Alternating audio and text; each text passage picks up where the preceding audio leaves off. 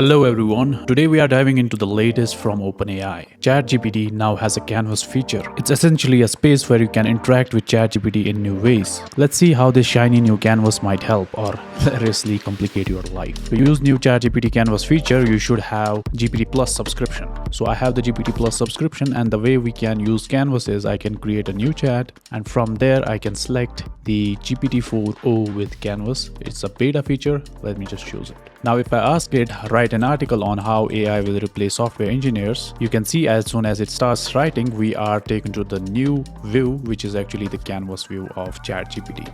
Here you can see we have two panes. The first one on the left hand side is the chat pane, and the second one on the left hand side is the Canvas pane. And here you can see we have a ton of options here. These are new options that we can play around with, and yeah, let's go over them one by one. Now I have been playing around with this feature from last night, and let me tell you what OpenAI have done here is they have taken the document editing feature from Gemini and the artifact feature from Claude and kind of mixed them together and made them even better when it comes to writing. For example, if you take a look here, you can see ChatGPT has written an article for us that we asked it to write, and now we are in the Canvas section, and within this Canvas section we can actually edit our document. So for example, if I select this block of text, I can change its heading size from heading 1 to heading 2 to heading 3. So let's choose heading 1. You can see right within our ChatGPT we are able to edit documents, and if we choose, let's say, this artificial intelligence, we can also make it bold. If we choose some other word, let's say transform, and we can italicize it. So you can see the editing of document right within your ChatGPT. This is really a cool feature. And that's not just it. Let's say you don't like any section within your document. What you can do is you can simply select that section and ask ChatGPT to change it. So for example, if I don't like this heading, what I can do is I can select the text and I can choose this option, ask ChatGPT, and let's say change this heading to something sarcastic. And right here you can see the chat is doing something and it has changed the heading. And now let's read it.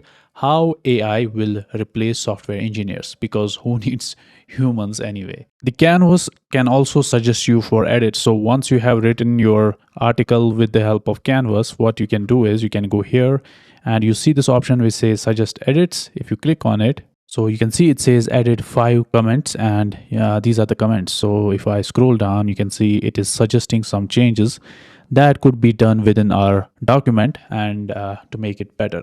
And if I click on apply, you can see now it's applying all these suggested edits to our document. And we can apply as many edits as we want until we are satisfied with what we really wanted. And the next one here is the adjust the length. So right here you can scroll this from the longest up till the shortest. So if you want the short version of your article, you can select the shortest one and send it. Now it's going to edit your document. You can see this cool looking animation. It's actually editing our document, and it has made it shorter than what it was before. Let's try the longer version. Let's choose somewhere here, and it will again start editing our document. This time it will make it much more longer than it was before. You can also change the reading level of your document. So for example, if I go to this option, you can see here, if I drag this, we have middle school level, kindergarten, high school, college, and graduate school. You can choose any level and the document will be rewritten according to that level. Once we are satisfied with all the changes that we made on the canvas, we can use the other option, which is add final polish. So this will add the final touches to our article, our document, whatever you call it. And yeah, you can see right now it's editing the document and adding the final touches. And finally, you can add emojis. So for example, if I click this option, say send, and you can see now it's adding emojis in our document. But it's adding way too many emojis. That is actually not good, but yeah, this is the option as well. So this is the overview of what you can do in terms of writing documents using the new feature of ChatGPT, the Canvas feature. I don't actually like these many emojis, so if I want to redo all the changes that I did, I can simply click on this previous version and you can see all the emojis are now gone, and I can click on restore this version and I will be taken back to the previous version. Now, once we are satisfied with all our changes, so we can simply click on this close button and we will be taken out of the canvas. So now you are in your typical ChatGPT kind of interface.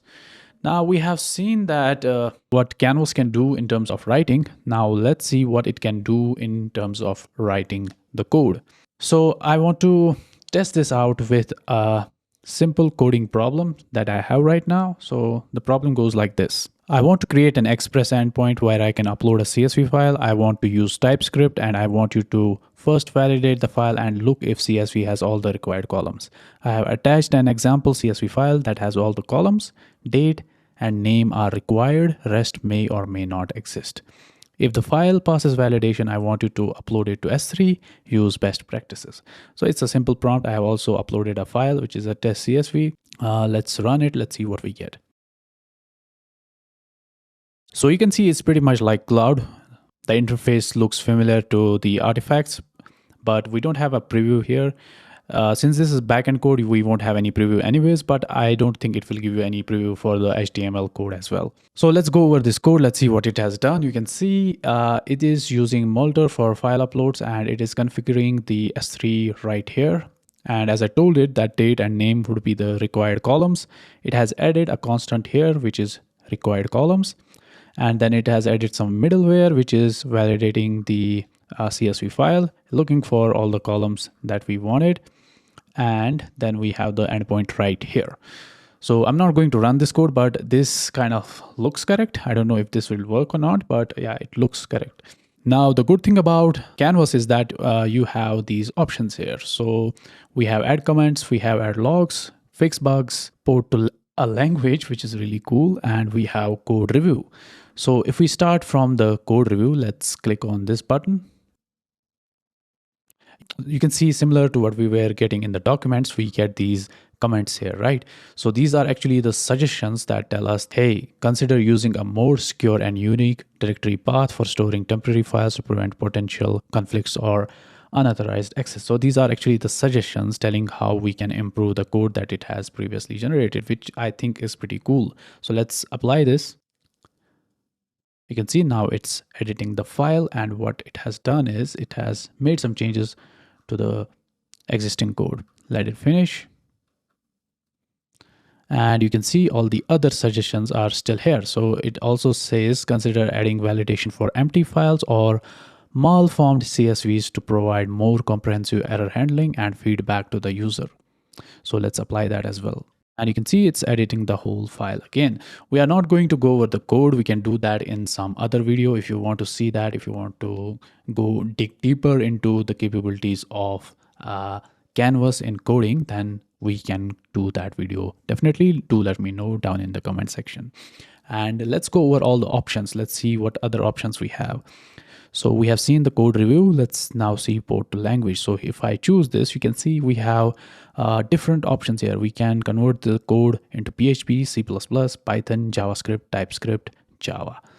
I really want to change it into C++. I want to see what it will do. Let's see. Oh my God, it's writing a lot of code here. And yeah. So it is trying to change the code snippet that we had previously into C++. You can choose any other language. Let's see, Python. Again, we are not going to go over the code if this works or not. We are just looking at the options that we have in the canvas. So this is the Python code, you can see. And let's go back to TypeScript. Will it generate the same code? Yeah, I think it generated the same code that we previously had. So after this is done, we can go to the next option, which is fix bugs. So this should, what it should actually do is it should identify bugs in our code and then fix them. So let's choose this option. You can see right in the chat, it's saying editing CSV upload TypeScript, and it's trying to find a bug and fix that. I think it did change something. So right here we get the feedback which says I reviewed the code and made the necessary corrections to fix bugs such as incorrect validation logic and error handling improvements. Let me know if you need further adjustments. So there was some error in the validation, so it fixed that, which is kind of cool as well. So yeah, I think a lot of use cases for this kind of stuff. You can have a code snippet or a part of your app, you can completely write that here, make it perfect, and that integrate within your app. We can also add logs. So let's try to add logs. So I think adding logs means that it adds the logging statements. Yeah, it's adding the log statements here. So this could be useful as well if you want to have some logging in your app or in your code snippet. You can just use this simple option here. You can copy and paste your code snippet here, and you can simply use this option to add the logs, or you can generate the code snippet from scratch just like I did here. And the final one is add comments. So this will add some detailed comments. Let's see. You can see now it's adding some comments to our code, which is really nice.